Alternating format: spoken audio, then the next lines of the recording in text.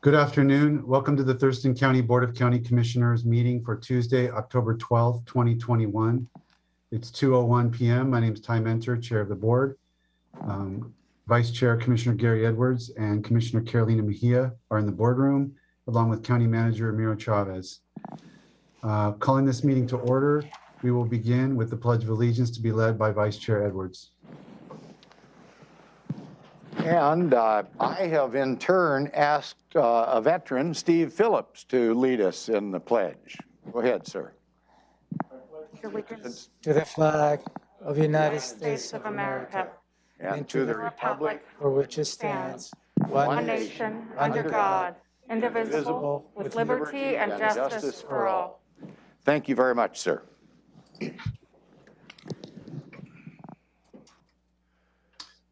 Thank you. We would also like to start today with the land acknowledgement. We would like to acknowledge the indigenous Salish peoples who have lived on and cared for the land and waterways of this county since time immemorial, and who still inhabit the area today, specifically the Squaxin Island, Nisqually, and Chehalis people, our sovereign tribal partners. The purpose of this acknowledgement is to disrupt ongoing erasure of injustices done and to remember history as a stepping stone towards healing. With that, I would contemplate a motion regarding the proposed agenda for today's meeting. Yes, sir. I would move to approve the Tuesday, October 12th, 2021 agenda. Second. It's been moved and seconded. Call for the vote. Commissioner Mejia. Aye. Commissioner Edwards. Aye. Commissioner Menzer. Aye. The motion carries. And is there a motion regarding the October 5th board meeting minutes? Yes, sir. I'd move to approve the board meeting minutes from October 5th, 2021. Second. Been moved and seconded. Call for the vote. Commissioner Mejia. Aye. Commissioner Edwards. Aye. Commissioner Menzer. Aye. The motion carries. And the October 5th meeting minutes are approved. Next up is a presentation from Emergency Services regarding a proclamation proposed for Flood Awareness Week. And we have Kurt Harden, Emergency Services Director, here with us to give us some background on this proposed proclamation. Good afternoon, Commissioners. Kurt Harden, Director of Emergency Services. I'm here to ask you to proclaim October 18th through the 22nd as Flood Awareness Week. I want to start off by saying that the activities associated with Flood Awareness Week are part of the community rating system, the federal community rating system under the National Flood Insurance Program. And I want to say that there's over 1,500 communities nationwide that participate in the community rating system program.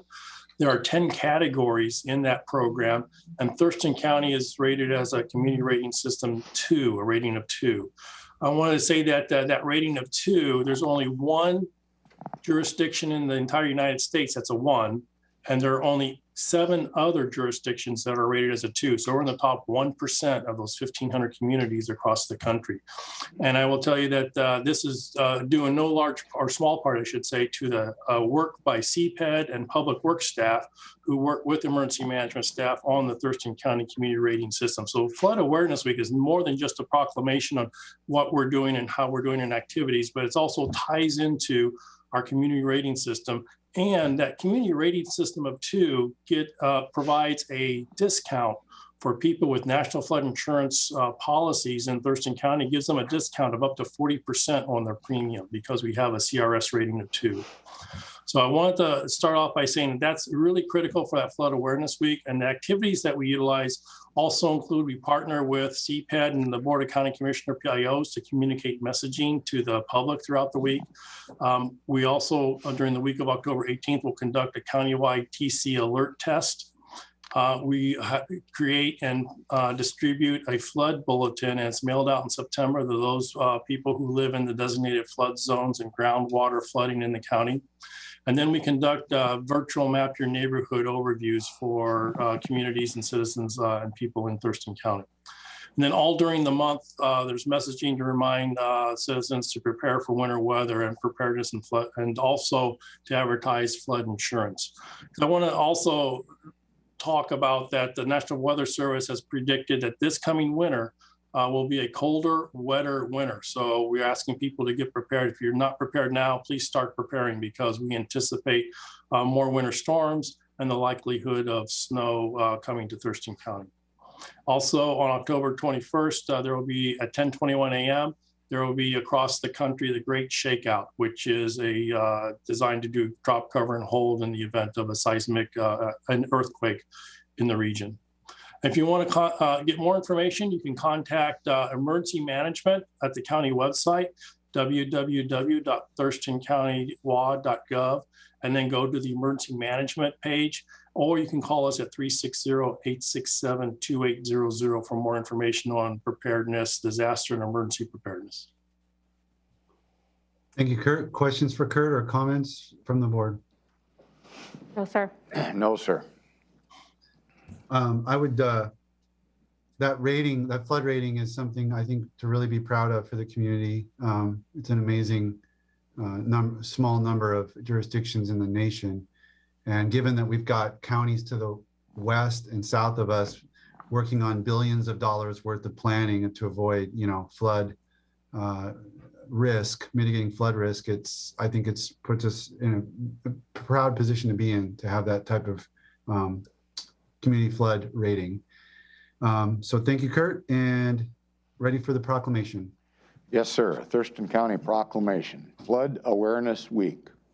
Whereas Thurston County has experienced disasters in the past, and scientific evidence indicates the county remains vulnerable to natural and human-caused disasters in the future, and whereas loss of life and property damage can be significantly reduced if citizens are prepared for disasters, including readiness to be self-sufficient for a minimum of 2 weeks and take appropriate measures before, during, and after a disaster.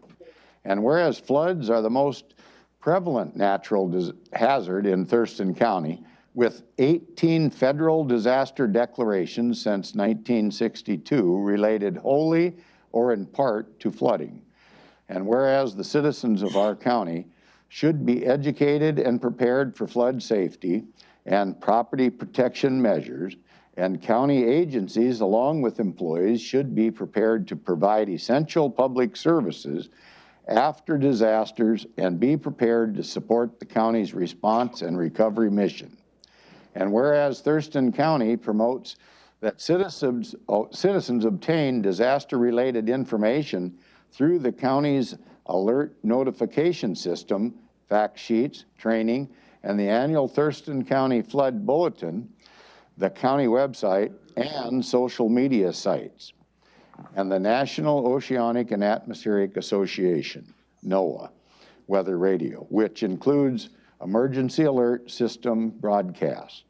And whereas Thurston County's top-rated floodplain management program have helped reduce flood damage and encourage property owners and residents in flood hazard areas to obtain reduced flood insurance to be better prepared financially in case of flooding.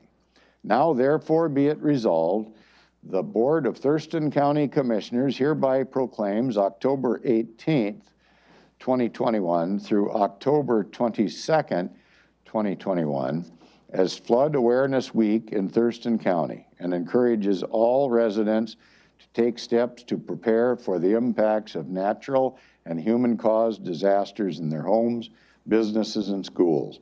Adopted this 12th day of October, 2021, signed by your Board of County Commissioners. Okay. That's it, huh? Okay. Thank you, Commissioner. Kurt. Appreciate that. Thank you. Thank you, Kurt. Okay. Next, we have a unique item in our presentation section of the agenda regarding Elks Lodge 186 celebrating a special anniversary. The Thurston County Board of County Commissioners would like to provide a special recognition for the 130th anniversary of the Olympia Elks Lodge to acknowledge and celebrate the contributions of the lodge to the residents and community of Olympia and Thurston County today and for the past 130 years. Begun in New York State in 1871, when the city of Olympia was incorporated on December 3rd, 1890, the very next year, Capitol Lodge number 186 was chartered. By 1905, membership had grown to over 300 and reached a high of 2,600 in the mid-1960s. Since those beginnings, the Olympia Elks have been supporters of music, dance, and live theater, as well as numerous programs in the community supporting youth and veterans. I can corroborate this emphasis on youth programming because I was an Elks hoop shoot winner in 1978 and an Elks College Scholarship recipient in 1989 from Lodge 2027 in Southern California. And as I was in my garage, I found this, which was my, cool. doesn't fit now, but I was the Palmdale, California regional representative at the Elks Hoop Shoot after winning my local and my district hoop shoots in 1978. So that was pretty cool. So congratulations to the Benevolent and Protective Order of Elks Lodge 186 on your anniversary, and the board thanks you for 130 years of service to the community. And I understand we have some guests from the lodge present. And we have members of the lodge, Elks Lodge 186 here present. And I will ask him if you'd like to come to the podium and provide a couple words if you'd like to.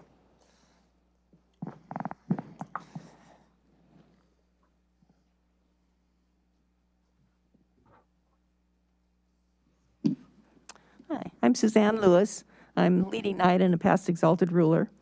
The Elks Lodge is just very pleased that you have recognized us for the 130 years that we have helped our community. In that time, we've donated over $2 million to the community in donations and volunteer hours. So we appreciate that. And I'd like to introduce the other members that are here. We have Rayanne Phillips, who is a trustee. Steve Phillips, who is a trustee and our board chairman, or our house committee chairman, I'm sorry. Chuck Green, who is, Steve is also a past exalted ruler. Chuck is our loyal knight and a past exalted ruler. And Sylvia Barclift is a trustee and chair of our Elks Therapy program for the lodge. Oh, wonderful. Thank you. Thank you very much for all you do for our community. Thank you. Thank you so much.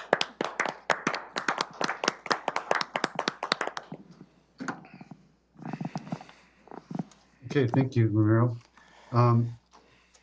Next is the opportunity for the public to address the Board of County Commissioners. And I have a sign-up sheet here. We'll go through that sign-up sheet, and then anyone on the Zoom will be called out to ask if they'd like to provide testimony. The board welcomes comments from the public at our Tuesday afternoon meetings. However, there are guidelines to ensure comments are appropriate. First, when you're called, introduce yourself and the area of the county in which you reside. Silence your cell phone. Address the board, not audience or staff. The board will not respond directly to public comment, but the county manager may follow up on an as-needed basis, either today or at a future meeting on specific items. Speakers are limited to 4 minutes, and none of that time may be donated to an additional speaker. The board reserves the right to restrict a person's opportunity for good cause to provide testimony. No comments that are lewd, offensive, inflammatory, defamatory, discriminatory, or hateful. Please be respectful. No outbursts of any kind. Comments that are commercial in nature, such as promotion of a for-profit business, or remarks about pending land use permits, such as matters that may come before the board on appeal in a quasi-judicial capacity. Finally, all materials provided to the county may be considered public records and subject to public release pursuant to the Public Records Act, Chapter 4256 of RCW. With that, I'm going to call the first two names, the person who's up, person who's on deck, and then we'll go from there. John Pettit is first. Eric Casino is on deck. Excuse me, commissioners, but because of a breathing issue, health related, I'm not going to be wearing this. My name is John Pettit. I live out off of Rich Road in East Olympia. Today I managed to watch, once again, the Board of County Commissioners by majority vote, Mr. Menzer and Ms. Mejia, vote to move forward something that makes no sense and there's case law against, but they choose to go forward. Now, currently, I have the current honor of knowing that right now I have an appeal before the Superior Court for a previous action, which those two particular commissioners moved forward with. It has to do with the budget. It has to do with expending funds that doesn't meet the criteria for law. That's going before the judge this next month. Now, of course, if he rules that down, there's going to be a whole chain of events following. Now, today, I ended up getting to watch Commissioner Menzer and Commissioner Mejia decide that they'd like to give $7 million, a blank check to a private property owner who bought a building for $4.5 million, anticipating to fix this building up for $5 to $7 million of cost, plus $1.5 million per year rent for 7 years. They want to spend what would equate to being over $3 million a year if you averaged it out. But that's not the way the law works. You're not using just money. You're using money that is from a particular fund, REIT, which is for capital improvement. Nothing about the basis of choosing to give away money, public gifting of funds by Commissioner Menzer or Mejia's actions give them the right to feel proud of anything they're doing. Now, I'm going to compound that by saying, with this appeal that's currently pending, they made decisions and spent about $6 million on a building that has yet to be approved by the judge in a process of an appeal. If it's found that they have spent funds wrongfully, they likely should both be removed from office. Up until today, I was thinking I should be sympathetic. I think they have some really bad guidance from their managers. Today, all bets are off. I would just as soon see people that are choosing to waste the money of Thurston County because they have their own political agenda, thinking they want to build a law and justice center and leave the county without any office space. I just as soon you not be here. You're damaging us. Now, the good news is this is being appealed. The action you just took will be appealed. Now, it took about 4 months for the appeal process, which will happen this next month, to go in front of a judge. This appeal I'm making now may take some time. I've already talked to a lawyer. I think I'll probably use the same lawyer that beat the county when they attempted to do the same exact thing before by moving a facility outside of the required area. You know, the common saying is the very nature, the definition of insanity is to do the same thing you've done before, thinking you're going to get different results. Sorry to see it, but I am very disappointed in seeing the direction that both Commissioner Mejia and Mr. Menzer go. Thank you. Next is Eric Casino, and on deck is Jacob, and I can't read the last name, but. Good afternoon, Commissioners. My name is Eric Casino, and I live on the northwest shore of Long Lake. As some of you know, I'm retired, and I do quite a bit of volunteer work. Just within the county system, I've served on the Conservation Future Selection Committee, the Storm and Surface Water Advisory Board. I'm the Vice Chair of the Long Lake Management District Steering Committee, and I'm also the Vice Chair of the Thurston County Planning Commission. The reason why I volunteer is because of my interest in clean water. Last night I attended a meeting that was hosted by the Pattison Lake community on their desire to form an LMD. During discussions, folks were interested in the relationship between the Long Lake Management District and the county.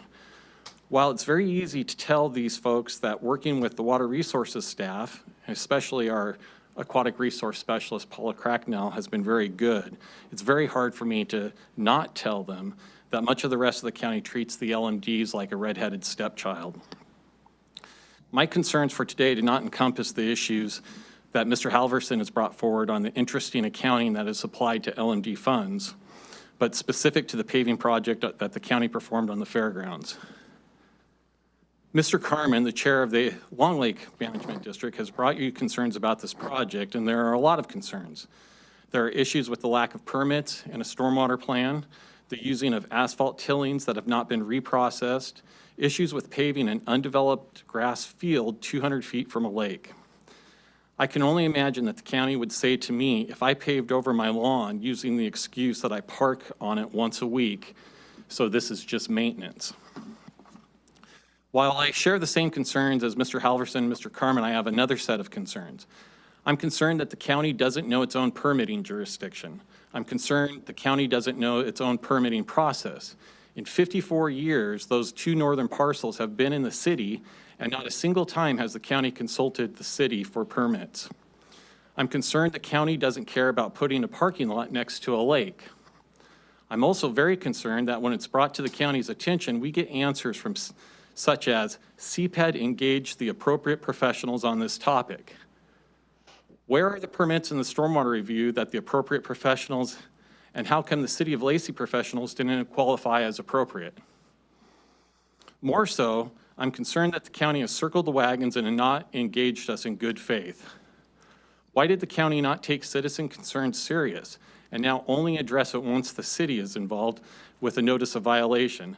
And why now will you not engage the citizens, instead telling us that you will not respond to us until after the county has resolved its violations with the City of Lacey? If the City of Lacey has said you've committed violations, and we are expected to believe that their development codes are so much different from the county's, what the county's appropriate professionals did they not violate the same codes? This is the beginning of the rainy season. This parking lot is already washing down into our lakes. This isn't a time to just sit there and do nothing. You need to fix this mistake. Thank you.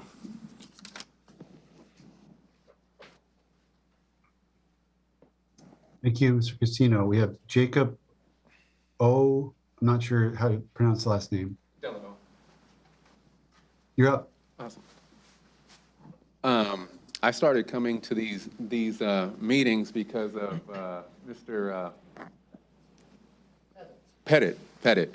I've seen him on the YouTube. I share the YouTube videos and things like that. So I seen him and I was like, wow, really? That's what's going on? You know, and I don't know if everyone else is watching these videos, but it's interesting. It's interesting on what's going on. I consider myself a contributing member to our society. I served 10 years in the military. I got out honorably due to my injuries in Iraq. So I don't consider myself like a scum of society, so to speak. I'm not on meth, I'm not on heroin, I don't steal from people, I don't do none of that stuff.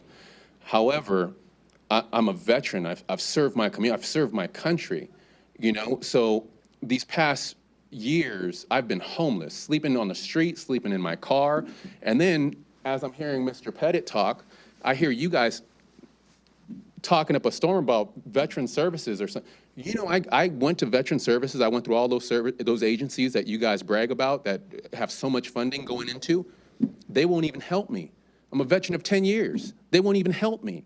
And the thing is every agency that they push me to won't even help me either. I don't fit the criteria. So basically, I need to be on meth and heroin, wasting taxpayers' dollars in order to get help. Yet I can still sleep on the street and sleep in my car or do whatever I got to do to, and then hear the garbage that's being pushed out over YouTube that you guys here are talking that you guys put so much money into the funds of the Veterans Administration, whatever it's called, and yet they deny me every time I go. Every single time I go, they deny me. But yet, like I said, you know, people who are just sucking off of our society. The people that you guys, I've heard you guys talk about that there's a homeless problem and things like, they give money to homeless veterans over than somebody who's productive in our society, in our community. It blows me away. And now I don't know yet, but I'm here. So now that I'm here, I'm going to continue to do more research. And thank you, Mr. Pettit. I appreciate your voice. I appreciate your voice because I would have never known what was going on had it not been for you, sir. Thank you. Now, but the thing is my life has been affected I don't know if it's by you guys or if it's by the agency that you guys claim to give funding to, but I'm going to get to the bottom of it. I've been homeless, gentlemen, ladies. I've been homeless out on the streets. That me serving my country, that should never happen to me, ever. Well, I see these heroin addicts and meth heads, and I don't like to call them meth heads and heroin addicts, but after going through the jail system because of the flawed system that we have, I've met all of them. I've met all our heroin addicts in our community, and let me tell you, they tell me personally, and these are people that come from out of state. They come over here just because you guys are giving all the benefits that you guys have. So basically, I can't get even some housing. Hell, give me a sticker. I mean, something, but yet you'll give these people coming in from out of state all this funding. I got people in there bragging about, in jail, to me, bragging about they're getting Gucci, they're getting Louis Vuitton, they're getting all this brand name gear. Where are they getting it from? From the agencies that help them out and stuff like that. I mean, they're getting good quality stuff. And so, like I said, going homeless and dealing with the situation, and Mr. Pettit waking me up, I'm so grateful, because now I was like, wow, okay, now truly, the people in Washington have to wake up and get involved, because this is truly crazy what's going on. And lastly, I would like to say that we are the people. You guys are the representatives. We are the constituents. Power to the people. Could I get your, sir, can you leave behind your name, phone number, so I can reach out to you? Yes, sir. Yeah, thank you. That's the end of my sign-up sheet. I don't know if there are others in the boardroom before we go to Zoom. Yes, let me go on the Zoom. Thank you. I don't think anybody on the boardroom. Mr. Sam Merrill, please unmute yourself. Have 4 minutes. Right, can you hear me? Yes, sir. Go ahead. Yes, sir. Right, I'm Sam Merrill, and I live at 3024 43rd Court in Olympia, and I'm the Conservation Chair of Black Hills Audubon Society, which is the chapter of the National Audubon Society that covers Thurston, Mason, and Lewis counties. We are respectfully asking the Board of Commissioners to review the current procedures for building projects under county jurisdiction that are under the State Environmental Policy Act called SEPA. And we ask you to make your findings public and to use that review to improve the county's use of the SEPA process. Black Hills Audubon asked for this review because of the misuse of the SEPA process for the Old Dominion Freight Line's application to build a truck transfer facility near on Maytown Road near I-5. The property borders wetlands by Beaver Creek, a listed coho-bearing stream in the Black River Chehalis watershed. A revised determination of non-significance for SEPA was issued on July 13th. But on July 21st, 2 days before the SEPA comments were due, we were informed by county staff that the project had been completely built many months earlier. We filed a comment letter that explained our many environmental concerns, but also our objections to permitting a project to be fully built before SEPA is performed. Our attorney wrote a letter to county officials detailing why issuing a DNS for a project that is already complete is contrary to the public interest and contrary to SEPA. We have sent each of you on the commission an email with details of our environmental concerns and our procedural objections. We were later informed quite forthrightly by county staff that this retroactive issuance of revised DNR for SEPA was, quote, more of a housekeeping or house cleaning item, and was, again, quote, after the fact, as the project site is already constructed. We believe that retroactive issuance of SEPA determinations should not be normalized. Asking the public to make comments after a project is complete totally negates the purpose of SEPA. This misuse of the SEPA process for the Old Dominion truck facility makes us concerned that there may be other misuses of the SEPA process for projects within the county. That is why Black Hills Alderman urges you to review the SEPA evaluation process within our county, to make your findings public, and to use the review to improve the county's use of the SEPA process. And I thank you. Thank you, sir. Thank you. Mr. Carmen? Thank you.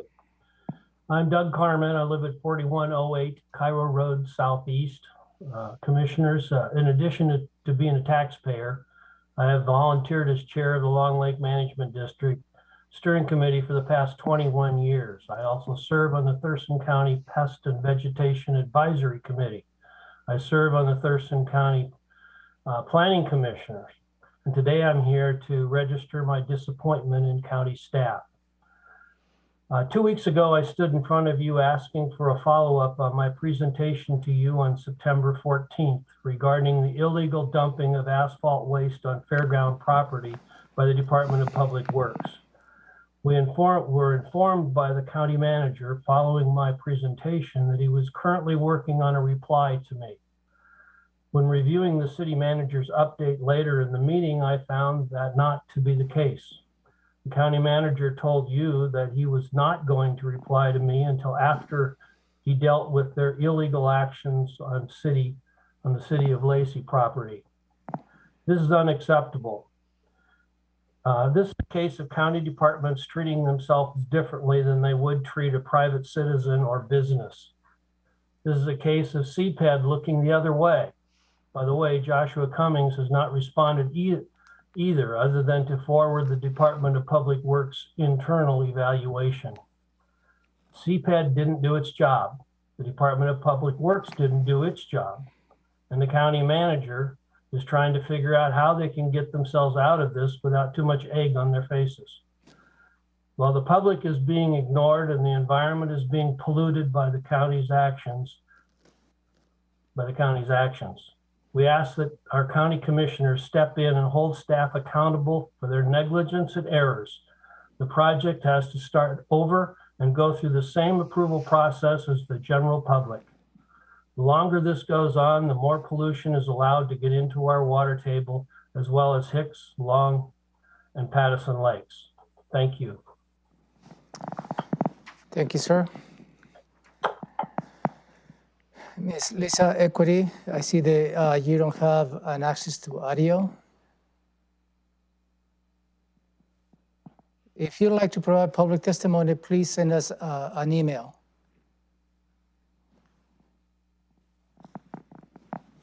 Thank you, sir. Okay, looks like that concludes. There is something in the chat. Okay.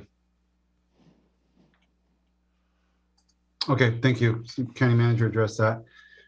Let's go to the county manager's update, item 2 on this afternoon's agenda. I don't have any specific updates today, Commissioner. Okay. Then we'll look at consent items. Any request to pull an item from the consent agenda from the board? We have A through G. Hearing none, I would contemplate a motion on the consent items. I would move to approve consent items A through G. I'll second. It's been moved and seconded. I'll call for the vote. Commissioner Mejia? Aye. Commissioner Edwards? Aye. Commissioner Menzer? Aye, that motion carries. 3A through 3G are approved. Let's go to 4A, Public Health and Social Services, Interagency Grant Agreement for the CDBG CB2 contract. Tom Webster from Social Services, our Social Services Program Specialist, is here to present. Good afternoon, Tom. Good afternoon, Commissioners. Tom Webster with Public Health and Social Services. I'm here to request your approval and authorization to sign an interagency grant agreement with the Washington State Department of Commerce for Community Development Block Grant Coronavirus Funds for $340,752.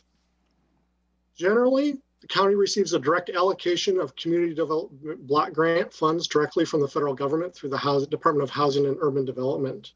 We also received 2 allocations of CDBG CV or coronavirus funds under the Coronavirus Relief Fund. Those were CDBG CV1 and CV3. In addition, the state of Washington received an allocation under the Coronavirus Relief Fund for the CDBG program and have allocated this amount to the state. So we're asking your approval to sign this interagency agreement. These funds will be used to support the county's quarantine and isolation facility, as well as to provide funding to the Thurston County Food Bank to help the county respond to the coronavirus pandemic. And with that, I'm happy to answer any questions. Questions for Tom? Commissioner Mejia? No, sir. Commissioner Edwards? I have no questions, but I'd let the public know that we've had numerous discussions on this topic in work sessions. That is correct. Thank you, sir. With that, is there a motion? I would move to approve the interagency grant agreement with the Washington State Department of Commerce for the Community Development Block Grant Program, CDBG, coronavirus, and CDBG-CV2 funds for $340,752, and authorize the Director of Public Health and Social Services to sign the contract and future amendments that do not exceed 10%. Second. It's been moved and seconded. Any further discussion? No, sir. No, sir. Call for the vote. Commissioner Mejia? Aye. Commissioner Edwards? Aye. Commissioner Menzer? Aye, the motion carries. Don't go anywhere, Tom.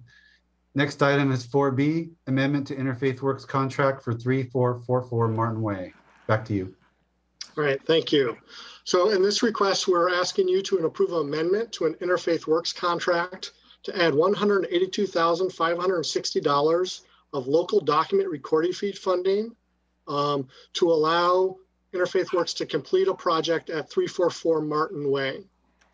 Last year, you approved $600,000 of funding to Interfaith Works to support Interfaith to purchase a property in Olympia and to construct a 5,000 square foot temporary structure to serve as an emergency shelter that will eventually become a day center. Interfaith Works has acquired this property and is in final stages of standing up this structure. However, due to supply chain, national, worldwide supply chain delays, increased labor costs, increased material costs, Interfaith Works has experienced a funding gap to complete this project. So they're coming in to ask for this additional funding in order to complete the project.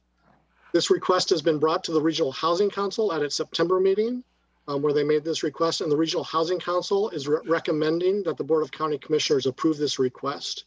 And they're recommending the use of emergency funds that the RHC set aside earlier this year to be used to fulfill this request. The RHC set aside $200,000 to be used for unanticipated emergency needs, and this fits that bill. We are looking to amend an existing contract with Interfaith Works that would bring that total contract value to $1,169,407. That contract is currently assigned to support the operations of this facility, as well as the other shelter facilities that Interfaith Works operates. And I'm happy to answer any questions that you have. Commissioner Mejia? No, sir. Commissioner Edwards? Yes. Tom, if you had to categorize which group of people you're helping in the community, would you say that this funding is going towards helping the homeless community? Yes, it is. And that is the specific intent of this local document recording fee. It is required to be used for homeless services. Okay. And I might point out to those watching as well that we've spent quite a bit of time on this topic, and that might be why we don't have a lot of questions.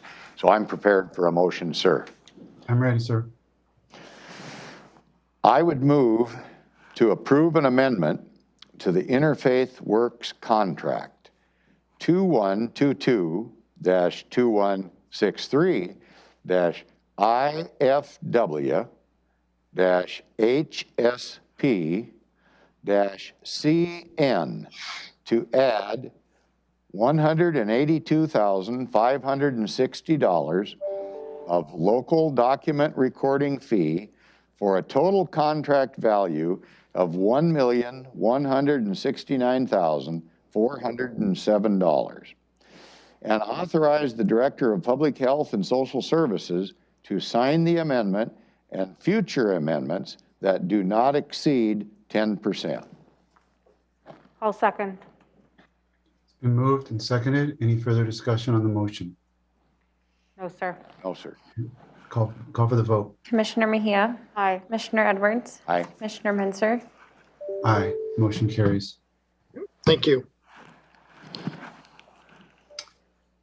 Okay, that's item 4B. Takes us to Public Works, item 5A. Setting a public hearing for water and sewer construction and material standards updates. And we have Torrin Valdez from Public Works. Good afternoon. Good afternoon, Commissioners. Thank you for the opportunity to bring this before you today.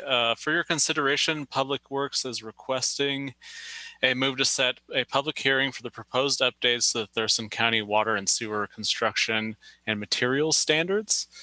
Chapters 1509 and 1510 of Thurston County Code provide that the Director of Public Works shall adopt standard specifications for water and sewer service construction and material standards, subject to the approval of the Board of County Commissioners.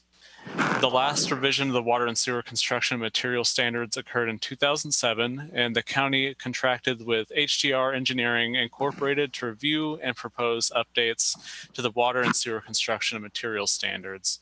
The proposed updates reflect recommendations by HDR based on best industry practices and input from Public Works, Water Resources Technical Services Group, and Water and Sewer Operations.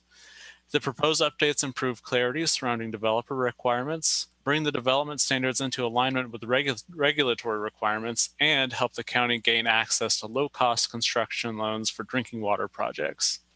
Public outreach to customers and future customers consisted of utility bill inserts, notification to the Olympia Master Builders, a web page with a document containing the proposed development standard updates, and an online comment form so that the public could provide comments regarding these proposed updates. The comment period was open from July 1st of 2021 to July 30th of 2021. Thurston County received 2 internal comments pertaining to the proposed updates, resulting in corrections of minor errors.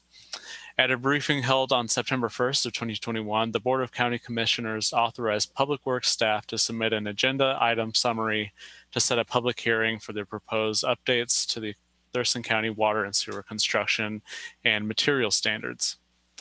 This action is in alignment with the county's strategic plan initiative number 8 to support robust and well-maintained infrastructure systems for a thriving community. So now we're just asking that we move to set a public hearing in November of 2021. Questions for Torrin? Commissioner Mejia? No, sir. Commissioner Edwards? No questions, but I just reiterate that we've had numerous discussions on this topic over the last few months in work sessions. I'm prepared to make a motion. Yep, I'm ready. I would move to set a public hearing for Tuesday, November 2nd, 2021 at 3 p.m. or as soon thereafter as the matter may be heard at the Thurston County Courthouse, Building 1, Room 280, to accept and consider public comments on proposed updates to the Thurston County Water and Sewer Construction and Materials Standards. Second. It's been moved and seconded. Further discussion on the motion? Hearing none, I'll call for the vote. Commissioner Mejia, Aye. Commissioner Edwards, Aye. Commissioner Menzer, Aye, motion carries. Thank you, Torrin. Stay put, because we've got item 5B, set a public hearing for updates to the Thurston County Water and Sewer Utility Codes. Back to you. Thank you. So similar to the development standards, this is regarding the Thurston County Code updates. Thurston County Public Works contracted with HDR Engineering Incorporated to review and propose changes to Thurston County Code, chapters 1509 through 1513, which relate to water and sewer systems. Recommended code revisions include removal of rates from code and proposed establishment of a rate resolution, revision of latecomer agreement section to be in compliance with current RCW, other non-financial organizational and administrative changes, and addition of clauses which would allow the county to implement restrictions on outdoor and non-domestic water use, enter into pre-treatment agreements, implement a grace period prior to applying interest and penalties on customer billings, develop a low-income senior citizen program providing relief from interest and penalties, and use of industry data to determine general facility connection charges. The proposed code revisions reflect changes recommended by HDR Engineering Incorporated and input from Public Works Engineering, Water Resources, and Financial and Asset Management, the Prosecuting Attorney's Office, and the Boston Harbor Utility Advisory Committee. Public outreach consisted of utility bill inserts, a web page with a document summarizing proposed updates, draft ordinance updating the utility code, and an online comment form. The comment period was open from June 1st of 2021 to June 30th of 2021. Thurston County received 4 comments pertaining to the proposed updates, resulting in 1 change to the proposed code updates.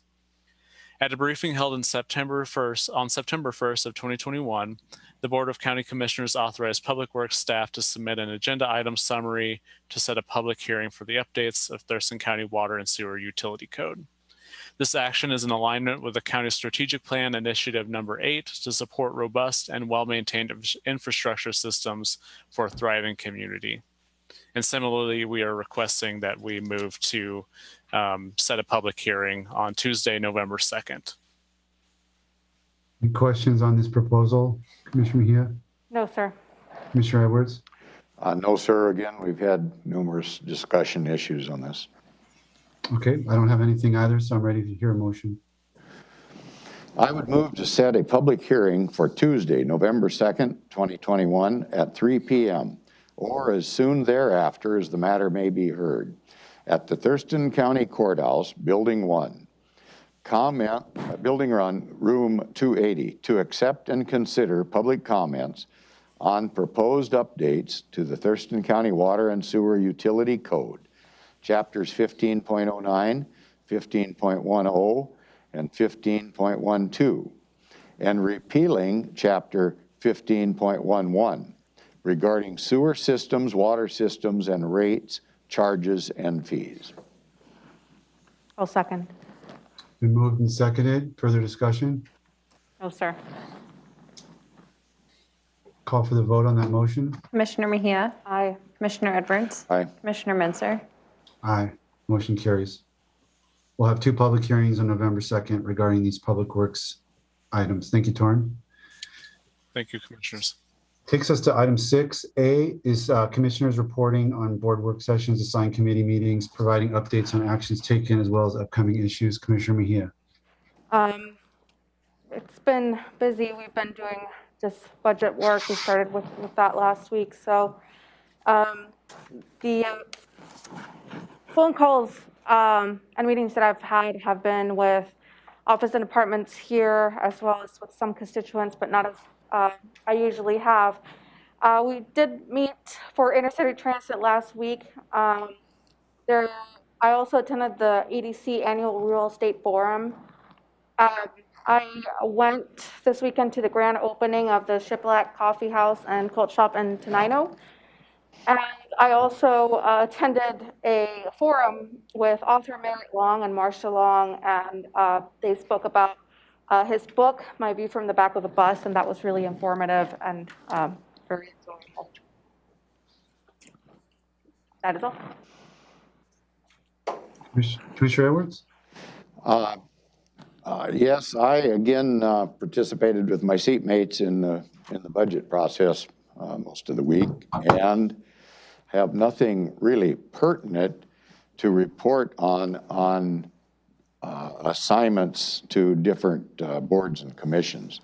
My activity was mostly outside of the budget time, was consisting in reference to this virus with either the vaccinations or the whole process involved that. But I do have one issue of concern that I want to bring to my seatmates at this point in time. It'll just take a moment, sir. Yeah, go ahead. I heard something new today that the chair read about the Elks Club. And you're going to try and figure out where this connects. But earlier today, we made a decision on a 2-to-1 vote to move ahead with the courthouse move of some of the offices over to the 3000 building. And as you know, I voted against that. But what's kind of bugging me, I heard today at an earlier discussion that led up to that the city was formed in the 1860s. And that was what we were referring to as far as a city limit boundary. And today, I heard at our meeting here this afternoon that the city was incorporated in 1890. And that's quite a discrepancy. And I heard from council 1860, and now I'm hearing, well, it wasn't 1860, it was 1890. Now, I realize this is not a legal document that anybody was referring to at this point in time, but it bothers me that we can be off 30 years and move ahead on a decision that originally, back in 2002 to 2004, was decided by the Supreme Court, in which they were scrutinizing just a few words, the word in and at, and that had to do with boundaries and where something would reside. And now, here we are in 2021, and we're basically scrutinizing a word current, referring to current city limits. And we're basing some of our opinions on Attorney General rulings that go back to 1974 or 1988. And I am quite concerned that we're getting conflicting information. And I wouldn't say too much about it, but some of it came from our assigned counsel. And I know it doesn't seem like a big deal to my seatmates that might hold a different opinion on this issue, but if we've got counsel telling us that this city boundaries were put in place in 1860, but the city wasn't even incorporated until 1890, that's a big deal. And I am deathly afraid we're going to be tied up in litigation over this issue. It took 2 years to be decided between 2002 and 2004. I was in the county government at that point in time as the elected county sheriff and watched the whole process develop. And it was unfortunate that we had to be in that process. I don't want to see us in this process again, going into it this year and find out, well, somebody just didn't have their facts right. So I don't know the answer. I'm going to make a motion that we delay that authorization to sign that rental agreement with the owner of that building at 3000 Pacific Avenue. Now, if I get a second, that's fine, and if I don't, at least I've cleared my conscience on the problem, so. Is there a second for Commissioner Edwards' motion? Okay, hearing none. Okay, thank you, sir. Yep, you bet. Can I respond to that, please? Sure. So Commissioner Edwards says from our assigned prosecutor, this opinion also came from our elected county prosecutor who looked at this matter and he relayed his opinion as well as the assigned prosecutor. So I think that has an important role where, you know, this is our elected county prosecutor who gave his opinion on this. And so I'm going to trust his designation and his legal opinion because that's his duty as an elected official. Chair, may I respond? Mm-hmm. I guess in regard to that, I have to fall back on my experience of having been here for many, many years. And I want to say that the Maytown lawsuit cost the taxpayers $16 million. Same legal counsel gave all the advice on that one too. And that was a 9-0 ruling by our Supreme Court against Thurston County. And I might mention that our current counsel defended the county between 2002 and 2004, in which there was a ruling by the Washington State Supreme Court. And that was also a 9-0 ruling against Thurston County on that issue, but yet it was brought forward by our legal counsel. So there's always the chance that counsel might make a mistake, and that's all I'm referring to. I respect my seatmates' opinions. I respect both of your opinions on that issue. It's just a difference in opinion, and I obviously feel I'm right, but we have a difference of opinion. That's what makes this country great. We live in a democracy. So, thank you, sir. Okay, thank you. I'll keep my report very short. We've got Board of Health at 3:30. I was involved in the Economic Development Council's forum that Commissioner Mejia referenced. I gave my monthly report to the Grand Mound Rochester Chamber of Commerce. Committee assignments related to LOT Clean Water Alliance and Climate Action Steering Committee. Preparation for meetings that are upcoming, and a lot of other stuff going on, as everybody knows, regarding community interest in the county home fund concept and the atrium and COVID-19 and et cetera. So it's been a busy week. With that, I'm going to let the county manager review our combined schedule before we adjourn. Thank you, Commissioner. Can you hear me now? Thank you, Commissioner. Soon thereafter this meeting at 3:30, you will have your regular Board of Health meeting. Wednesday, October 13th, 9 in the morning, you will continue with budget presentations, and that will take you until 11:30. You will have a break for lunch, and we will convene again at 1:30 to 4:30 to continue with the budget presentations. On Thursday, October 14th, I have scheduled a planning session for you from 8:30 to noon. And at noon, Commissioner Menser, Commissioner Edwards will be attending the Thurston Mason Behavioral Health Administrative Services Organization regular board meeting.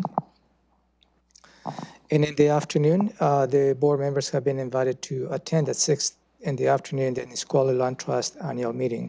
That's a virtual meeting. On Friday, October 15th, at 8 in the morning, you have been invited to participate on the South Thurston Economic Development Initiative, also known as STEADY, and also that will be conducted on a virtual environment. 9 in the morning on Friday, October 15, you will continue budget presentations until 11:45, and at 1:30 in the afternoon, October 15, you will continue until 4:15 with budget presentations. On Saturdays, October 16th, you have been invited to attend Celebrating Seniors that will be located in the 222 Columbia Street Northwest in Olympia, Washington, 98501. Moving on to next week, nothing on your combined schedule for Monday, October 18th. And then you will convene back here on Tuesday, October 19th, 9 in the morning to conduct your regular agenda setting, reviewing the agenda for the afternoon board meeting. And the next step, and the following Board of County Commissioners meeting. Thank you. Okay, that concludes the agenda. Anything else for the good of the order before we adjourn? No, sir. Nope. Okay, see everybody back at Board of Health at 3:30. We're adjourned.